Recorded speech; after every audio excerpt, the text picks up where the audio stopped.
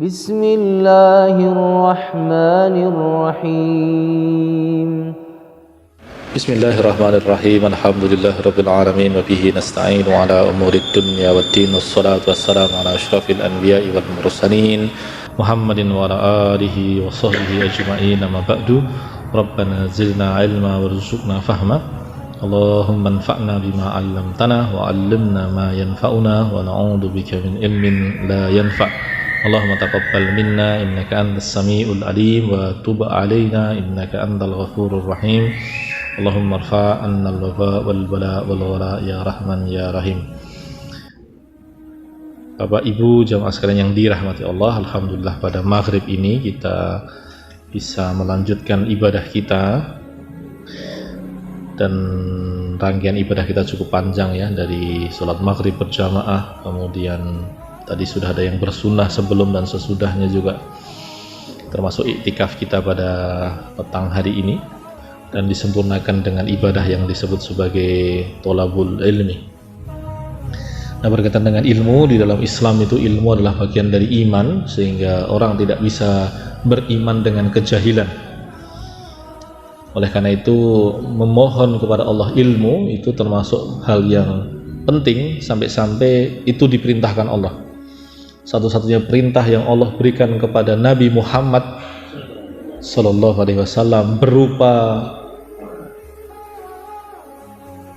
permohonan akan tambahan sesuatu itu hanya satu saja. Jadi perintah kepada Nabi Muhammad itu banyak. Perintah kepada Nabi Muhammad untuk meminta tambahan sesuatu itu hanya satu saja, yaitu minta tambahan ilmu. Jadi Nabi Muhammad saja diperintah Allah untuk minta tambahan ilmu. Wa qul rabbi zidni ilma. Jadi Anda bisa bayangkan, karena ilmu itu penting, bahkan ilmu itu adalah kata ketiga terbanyak di dalam Al-Quran. Ya, kata pertama adalah Allah, itu 2300-an kali. Kata kedua adalah Rabb, merujuk kepada Allah. Bedanya kata Allah itu merujuk kepada Allah sebagai pribadinya, lafzul jalalah, dan kata Allah itu sebagian ulama mengatakan berasal dari kata al-ilah, yang artinya adalah al-ma'bud, yang artinya adalah yang dicintai ya. Sedangkan kata Rabb itu merujuk kepada Allah sebagai yang maha kuasa, yang menciptakan, menghidupkan, mematikan, melapangkan, menyempitkan, melimpahkan, membatasi, menentukan takdir, merealisasikan takdir. Nah, itu Rabb. Itu sebanyak 950-an kali kata itu muncul. Nah, sedangkan kata ketiga yang paling banyak muncul di dalam Al-Quran itu adalah kata ilmu. Kata ilmu. Dan satu-satunya perintah Allah kepada Nabi Muhammad untuk minta tambahan ya tadi, minta tambahan ilmu. Wa qul, Muhammad, katakan, Rabbi zidni ilma, wahai Tuhanku, tambahkanlah kepadaku ilmu. Tetapi kemudian permohonan akan ilmu itu disempurnakan di dalam doa Nabi, di dalam hadis, yaitu permohonan agar ilmu itu bermanfaat ya, dan kita, jadi ilmu bermanfaat itu dua bentuk, yaitu agar diberi ilmu yang bermanfaat dan agar ilmu yang sudah dimiliki menjadi bermanfaat.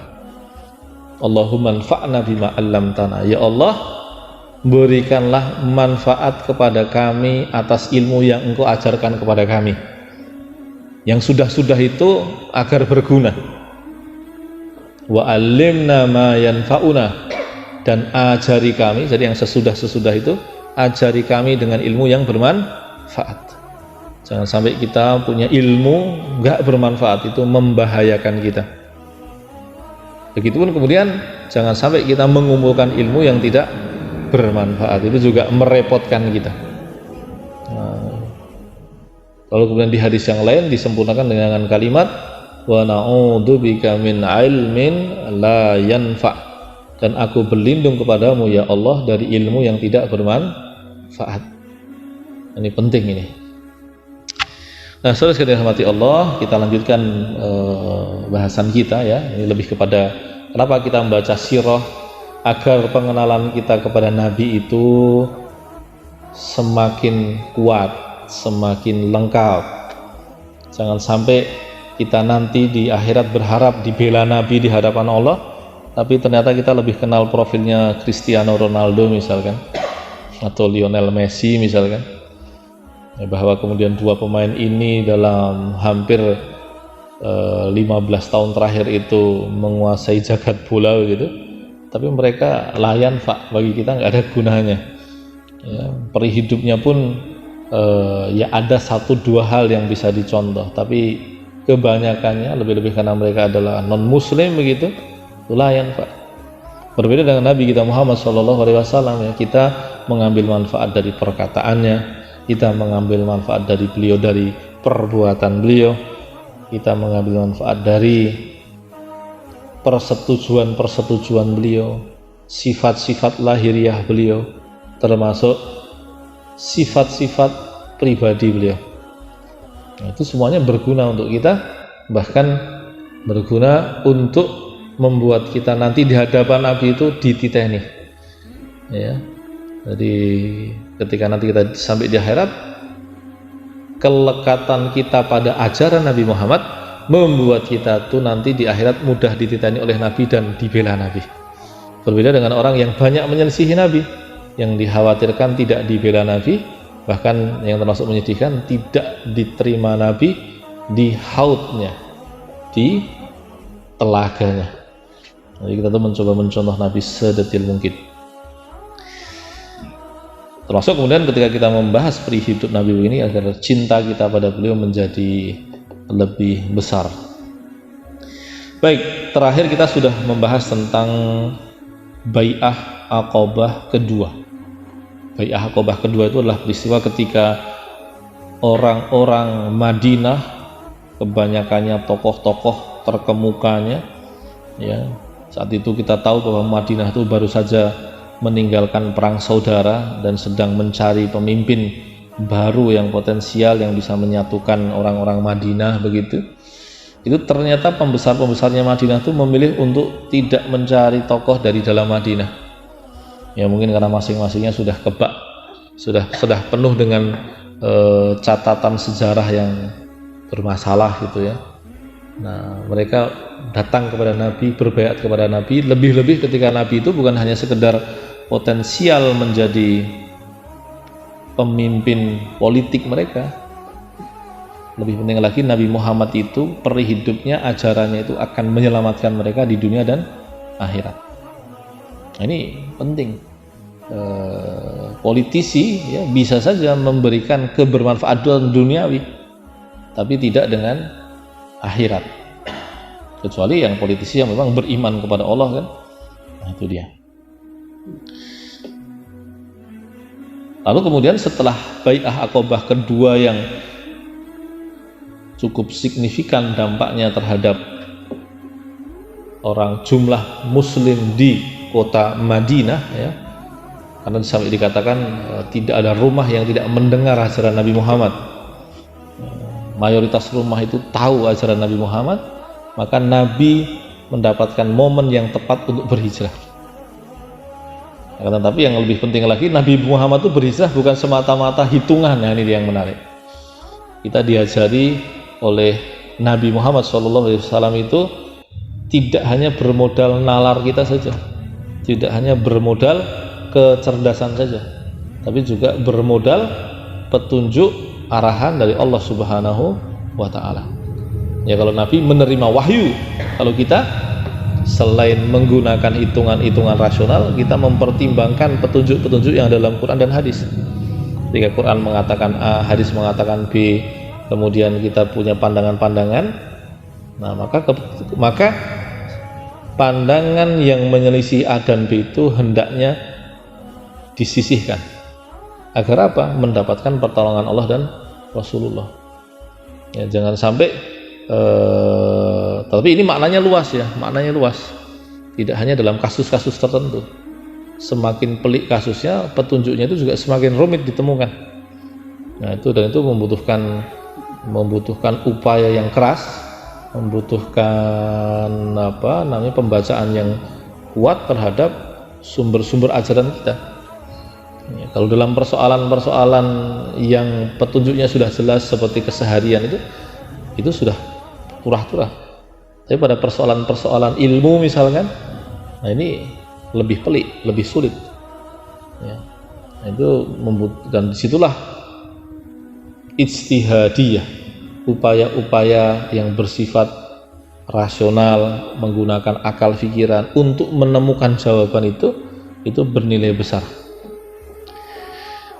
Nah, kembali ke sini, Nabi Muhammad itu sudah punya momen yang tepat untuk berhijrah. Kurang satu saja, yaitu perintah Allah untuk hijrah. Di sini katakan al-hijratu ilal Madinah. Amara Rasulullah sallallahu alaihi wasallam ashabahu radhiyallahu anhum biwujubil hijrati ilal Madinah wal luhuq fi ikhwanihim minal ansar. Nah, ini dia. Ketika momennya sudah tepat, Nabi sudah mulai memerintahkan para sahabatnya untuk hijrah. Kenapa? Mekah sudah tidak lagi bisa diperjuangkan. Situasi di Mekah sudah rumit, penolakannya sudah terlalu kuat. Kalau begini caranya, ya nanti maslahat-maslahat yang diperjuangkan ya berkaitan dengan petunjuk atas orang banyak, kemajuan serta kualitas kaum muslimin yang meningkat itu sulit diupayakan. Maka kemudian Nabi memerintahkan para sahabat untuk berhijrah ke Madinah, dan dikatakan wal-luhuq, untuk join, untuk berkumpul dengan saudara-saudara mereka dari kalangan Ansor. Ya, saudara-saudara mereka dari kalangan Ansor, itu dia. Dan kita tahu ya, dari Muhajirin dan Ansor ini kita belajar tentang orang-orang yang mereka itu betul-betul mampu, jadi mau dan mampu untuk mengorbankan aset-aset duniawinya untuk kepentingan agama mereka. Orang Muhajirin meninggalkan asetnya demi keselamatan agama mereka. Orang-orang Ansor rela membagi aset duniawi mereka untuk membantu orang-orang yang kehilangan asetnya tersebut. Ini persaudaraan yang mengagumkan. Apalagi kalau kita masih ingat bagaimana ketika Abdurrahman bin Auf dipersaudarakan dengan salah seorang Ansor, itu kan kalimatnya kan begini, ana aghnan nasi min ahlil Madinati, saya orang yang paling kaya di Madinah. Itu umuk itu. Tapi nggak umuk seperti kita ini pamer hanya untuk menunjukkan kehebatan diri dan merendahkan orang lain. Kalau ini enggak, ana aghnan nasi min ahlil Madinah, saya orang paling kaya di Madinah. Dia katakan saya punya kebun.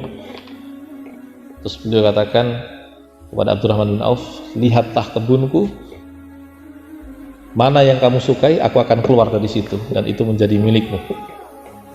Bayangkan. Yang satu lagi tentang istri kan, dan aku punya 2 orang istri, dan jika kamu berkenan aku akan ceraikan salah satunya untuk kamu nikahi. Terus sampai segitu kan.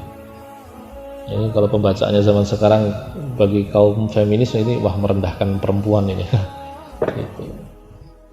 Tapi kalau kita lihat model cara mikir mereka, itu memang apa yang diperintahkan Allah dan Rasulnya itu lebih penting dan berharga dibandingkan nilai diri mereka sendiri.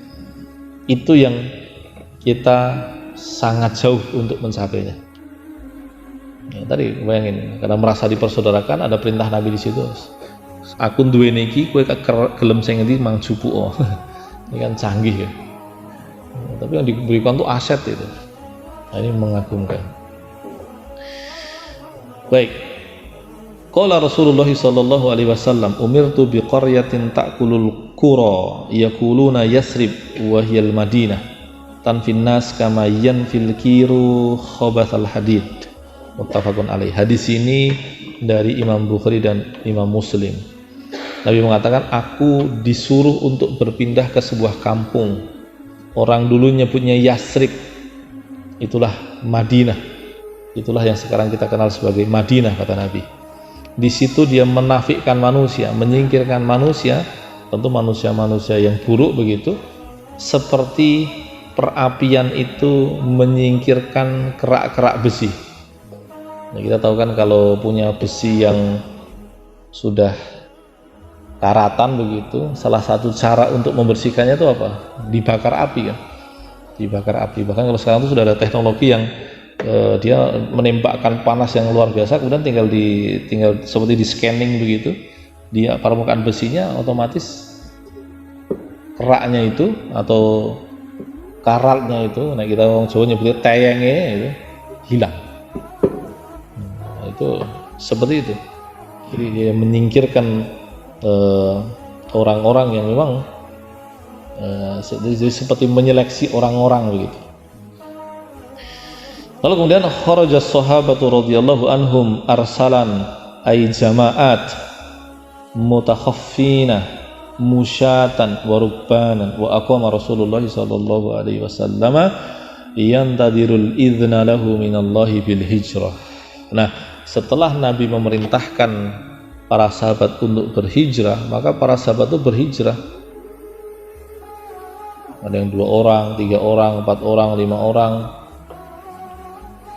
Mereka mencari waktunya masing-masing, mencari momen aman masing-masing, karena kan mereka dicermati kan oleh orang-orang Mekah ya. Orang Mekah kan pasti ketakutan orang ini hilang kemana, mau ngapain gitu. Apalagi kalau kemudian menghilangnya itu serempak itu kan, pasti orang Mekah sudah berhati-hati kan. Nah itu dia. Nah oleh karena itu dikatakan apa? Mutakhaffina, sembunyi-sembunyi. Jadi mereka ini hijrahnya sembunyi-sembunyi. Bahkan di sini dikatakan Umar bin Khattab pun sembunyi-sembunyi. Riwayat yang mengatakan bahwa Umar bin Khattab itu berhijrah terang-terangan di dalam kitab ini ya, itu riwayat yang lemah dari Ibnu Athir. Ini luar biasa kan. Nah ada yang berjalan kaki dan itu tentu banyak ya, musyatan, jamak dari kata masyi, melaku begitu, ataupun yang berkendara. Sementara Rasulullah bagaimana? Rasulullah belum hijrah. Bayangin ketika teman-temannya, orang-orang yang mengimani beliau, yang mendukung dakwah beliau sudah pada pergi, beliau masih sendirian. Beliau di Mekah dengan kondisi yang menemani itu semakin sedikit. Kenapa beliau kok tidak segera berpindah? Padahal kan bisa dibilang kalau dalam strategi kemiliteran itu yang namanya pimpinan itu kan tentu yang diselamatkan duluan kan. Ada yang punya ide, dia yang punya arahan, dia yang punya komando begitu. Ini kok setelah komando malah berada dalam posisi membahayakan dirinya. Tetap di Makkah begitu, tidak ikut pindah. Kenapa? Yantadirul idzna lahu minallahi bil hijrati. Beliau menanti izin dari Allah Subhanahu wa taala untuk berhijrah. Ini luar biasa. Nah, berkaitan dengan peristiwa itu, qala al-Barra bin Azib radhiyallahu anhu. Bahkan dikatakan radhiyallahu anhuma. Ini seorang sahabat Ansor ya. Beliau mengatakan awwalu man qadima alaina min ashabin Nabi sallallahu alaihi wasallam Mus'ab bin Umair wa ibnu Ummi Maktum. Summa ja'a Ammar wa Bilal wa Sa'ad, rawahu Al-Bukhari. Nah, di sini dari Imam Bukhari, di situ Al-Bara menceritakan, Al-Bara bin Azib ya. Ini dia salah satu seni di dalam membaca sirah nabawiyah itu apa? Mengenali orang-orang yang namanya sama. Jadi yang nama depannya sama itu bunganya. Yang membedakan tuh nama bapaknya. Nah, ini penting nih. Bahkan ada kasus-kasus tertentu nama bapaknya pun bisa jadi sama, jadi nama anak dan nama bapak itu sama, yang membedakan simbai. Nah ini seni tersendiri ya untuk mencermati itu. Makanya kita sangat menghormati ahli hadis itu. Kenapa? Meskipun sebagian ahli hadis itu tidak Allah berikan kecerdasan itu ya, bukan fahamah, bukan orang yang pemahamannya itu mendalam itu, tapi mereka adalah orang-orang yang hafalannya kuat dan mencermati betul satu orang dengan orang lainnya. Iso niteni bedone begitu. Nah, kalau kita nyebut nama Al-Barra dan kita tidak mengenal nama Al-Barra bin Azib, pasti yang ada di benak kita adalah Al-Barra bin Malik, kakaknya Anas bin Malik yang merupakan petempur yang sangat tangguh, yang dikatakan pernah dilemparkan masuk ke dalam sebuah beteng begitu dan mengobrak-abrik pasukan lawan dari dalam beteng untuk membuka gerbang bentengnya. Udah kendel tenan loh. Dan makanya ketika beliau nantinya menjadi jenderal militer begitu, khalifahnya itu menggantinya. Kenapa? Ya karena dia sangat pemberani ya. Kalau pemberani kendel tenan entek pasukannya. Namun diganti dengan orang-orang yang lebih punya perhitungan begitu. Karena Al-Bara' ini sangat pemberani. Tapi Al-Bara' bin Malik ini Al-Bara' yang lain, Al-Bara' bin Azib. Nah, itu dia. Apalagi seperti yang sempat kita ceritakan pekan lalu ya, yang namanya Ummu Kulsum itu banyak anak Nabi, ada yang namanya Ummu Kulsum, anaknya Abu Bakar ada yang namanya Ummu Kulsum, anaknya Tolha, anaknya Zubair, Bulahake. Itu kalau nggak cermat ijolan itu. Baik, Al-Bara' mengatakan orang yang pertama kali sampai kepada kami di Madinah adalah Mus'ab bin Umair. Ya jelas, karena Mus'ab itu kan beliau utusan Nabi untuk mengajarkan Islam di Madinah. Ya jelas, ya, itu kan dutanya Nabi. Nah, tapi kemudian setelah Mus'ab siapa?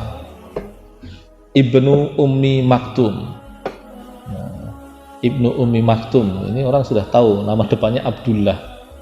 Yang namanya Abdullah di kalangan sahabat Nabi itu kayak ada Abdullah bin Umar, anaknya Umar bin Khattab. Ada juga Abdullah bin Abbas, anaknya Abbas bin Abdul Muthalib, sepupunya Nabi kan berarti. Ada Abdullah bin Amru bin Al-As, ada Abdullah bin Mas'ud, ada Abdullah bin Ummi Maktum. 4 yang disebut pertama itu ulamanya sahabat.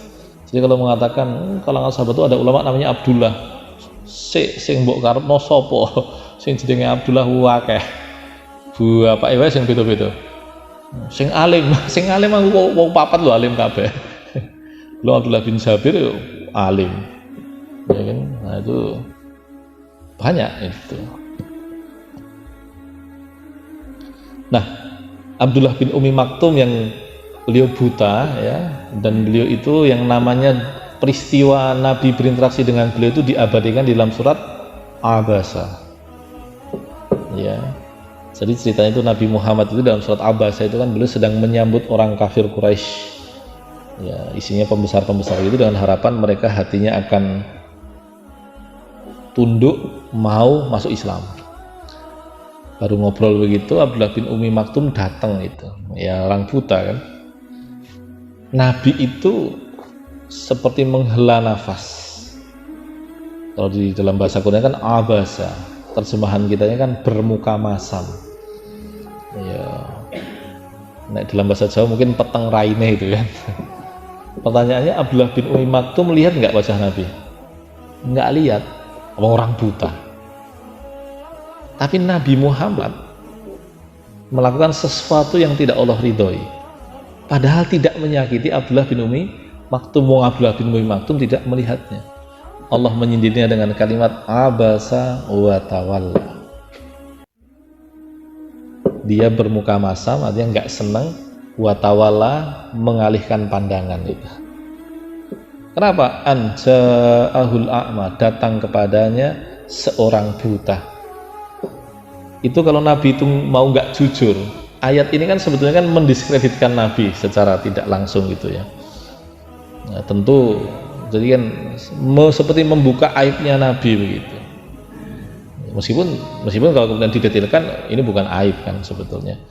Aib untuk ukuran Nabi tapi tidak untuk ukuran awam. Makanya dikatakan hasanatul awam sayyiatul abrar. Ada ungkapan kebaikan bagi orang awam itu bisa jadi untuk ukuran orang yang lebih tinggi makomnya, lebih tinggi kedudukan ilmu, amal, kesalihan dan sebagainya itu tidak baik. Kita misalkan baru menerima tamu, ada orang datang dan kemudian kebetulan buta, kemudian kita merasa waduh kok teko, itu bagi kita yang imannya pas-pasan mungkin nggak apa-apa, toh juga tidak menyakiti, mau nggak lihat kan. Tapi bagi Nabi Muhammad nggak boleh, bagi Nabi Muhammad tidak layak. Nah, itu dia. Makanya dari ayat itu tadi ada ungkapan tadi, hasanatul awam sayyiatul abror.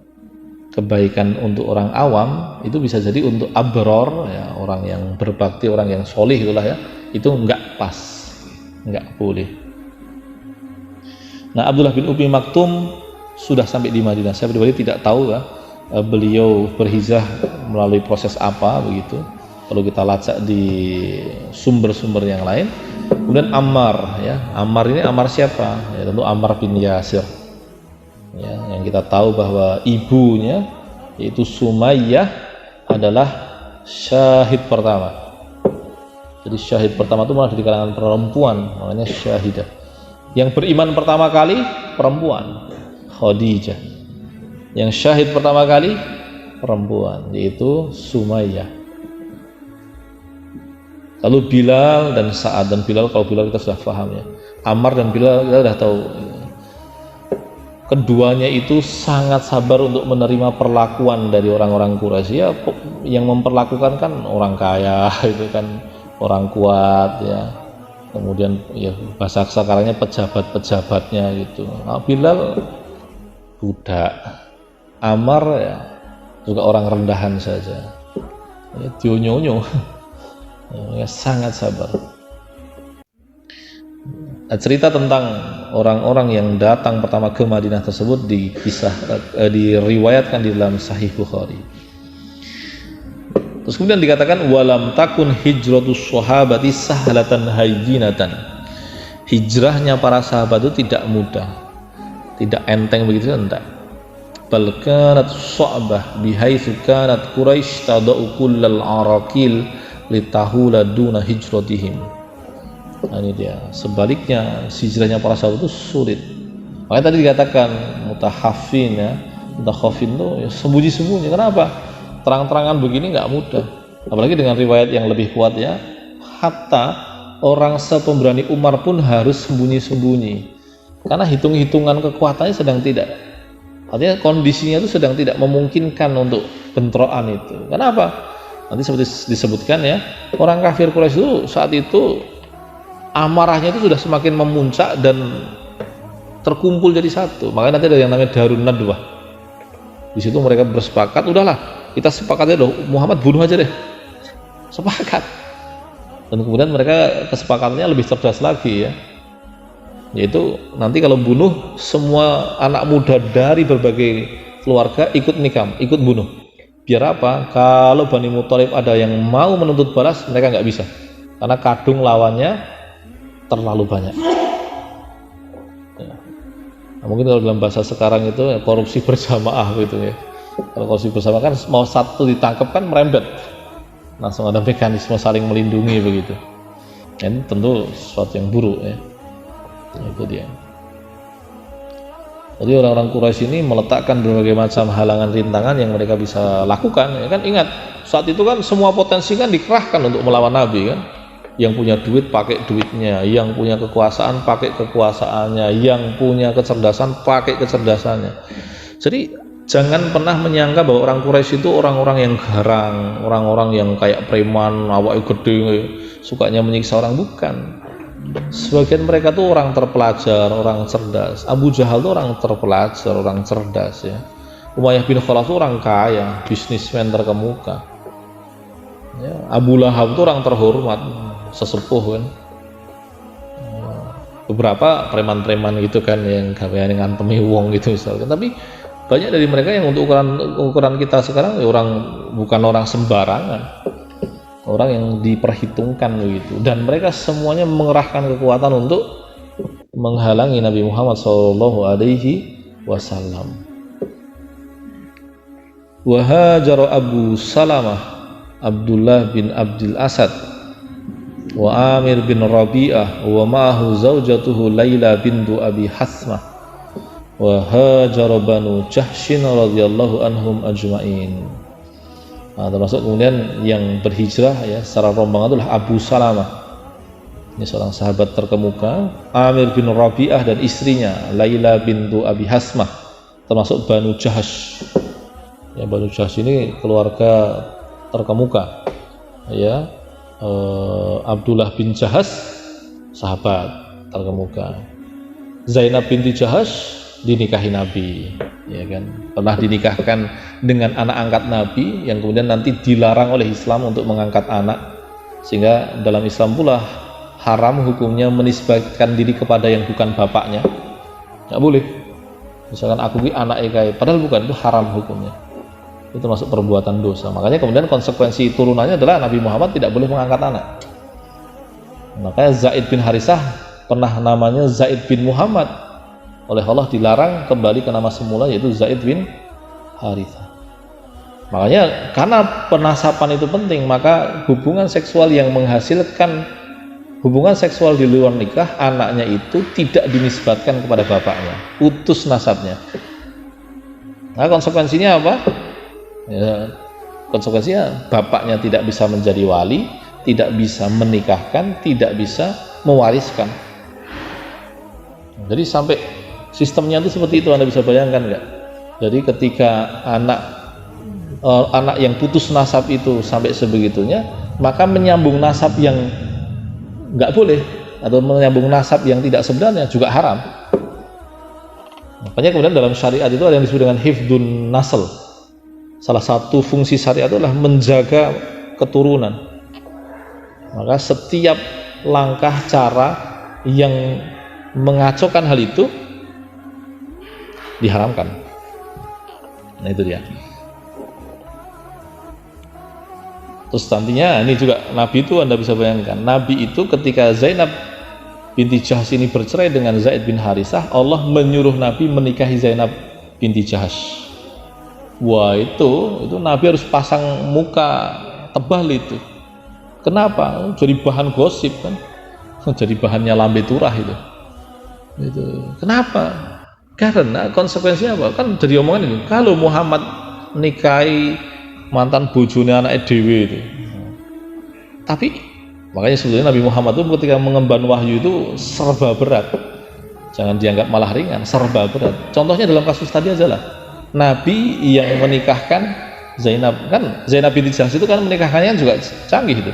Nabi datang melamar Zainab binti Jahash. Kemudian Zainab tanya, dengan siapa Nabi? Dengan Zaid bin Harisah. Zainab nggak mau. Saya nggak mau Nabi kalau sama dia. Itu terang-terangan. Kemudian turun ayat, wa ma kana lil mu'minin wala mu'minatin idza qadallahu wa rasuluhu amran ay yakuna lahumul khiyarah. Tidak layak bagi muslim laki-laki maupun perempuan jika Allah dan Rasulnya menetapkan sesuatu lalu dia punya opsi yang berbeda. Dengar ayat itu, langsung Zainab ketemu Nabi dan bertanya, atardo an akuna lahu zaujah. Bayangin, Kanjeng Nabi napa panjenengan rela nek kula dadi bojone dheweke itu. Tapi ana kata, "Nah, wis mau dia nikah." Tapi nanti cerai. Ketika cerai, Nabi disuruh menikahi Zainab binti Jahash, sapa ora abot coba. Itu tadi jadi bahannya lambe turah itu. Makanya di antara karakter muslim itu apa? Tebal muka dalam hal yang benar. Itu dia. Jadi, tapi bukan konfrontasi ya, konfrontasi yang negatif itu tidak. Karena kita lihat Nabi itu tidak akan berkonfrontasi. Beliau itu hanya melakukan yang benar aja terus itu, sampai orang yang gerah sendiri yang kehilangan akal kan. Nabi kan lurus aja terus, lurus itu. Apakah Nabi menghina Tuhan selain Allah? Enggak boleh kan. Tapi tadi tebal muka itu penting juga kan. Nah itu dia. Terus kemudian qala Ka'ab bin Malik. Nah ini dia cerita yang lain. Oh mohon maaf, salah halaman. Kemudian hijrahnya Umar, ini yang kemudian disebutkan bahwa Umar bin Khattab itu tidak berhijrah terang-terangan. Wa hajara Umar bin Khattab radhiyallahu anhu lailan mutakhaffiyan ma'a Ayyas bin Abi Rabi'ah radhiyallahu anhu wa Hisham bin As radhiyallahu anhu. Akhraja dzalika Ibnu Ishaq fi sirah bi isnadin sahihin. Nah ini dia. Umar bin Khattab itu pun beliau hijrahnya sembunyi-sembunyi dan tidak sendirian. Beliau bersama dengan Ayyas bin Abi Rabi'ah dan Hisham bin As. Hisham bin As satu bapak dengan Amr bin As. Nah, riwayat ini dikatakan oleh pengarang kitab ini bi isnadin sahihin akhraja dzalika Ibnu Ishaq. Ini riwayatnya sahih dari Ibnu Ishaq. Jadi saudara sekalian dirahmati Allah, ketika menyusun sirah itu akhbari, ya, tukang kabar begitu, atau muarikh, sejarawan itu tidak bisa hanya menggunakan hadis sahih. Ini pernah kita ceritakan ya, karena hadis-hadis dhaif dengan segala tingkat dhaifnya itu berguna untuk melengkapi lubang-lubang dalam kisah di masa lalu. Hanya ketika nemu yang sahih begini ya jelas didahulukan. Kan berarti kan ada dua riwayat kan, Umar hijrah terang-terangan dengan Umar hijrah sembunyi-sembunyi. Yang hijrah sembunyi-sembunyi riwayatnya sahih. Yang hijrah terang-terangan, yang hijrahnya terang-terangan riwayatnya dhaif. Kalau begini ceritanya bagaimana? Ya berarti didahulukan yang sahih. Lalu bagaimana, kemarin sempat kita juga ceritakan ada beberapa kisah dhaif itu ya, ketika dia tidak ada cerita yang lain begitu, itu sebagai pelengkap data tidak apa-apa. Nah, jadi memang lebih longgar dibandingkan ahli hadis, karena kalau menggunakan standarnya ahli hadis, cerita dalam sirah itu banyak yang hilang, banyak yang tidak bisa kita ketahui. Nah ini seperti ini tidak bisa kita katakan berarti lebih baik ahli sejarah, enggak begitu. Dalam kaitannya dengan periwayatan hadis yang dipegang riwayatnya ahli hadis, tapi dalam kaitannya dengan kepentingan sejarah, para sejarawan ini kita dahulukan. Makanya biasanya kalau kita belajar sirah nabawiyah itu di tahap awal yang penting tahu gambaran besarnya dulu, tapi di tahap lanjutan baru kita kemudian belajar pakai yang sahih-sahih saja. Oh ngene sing sahih.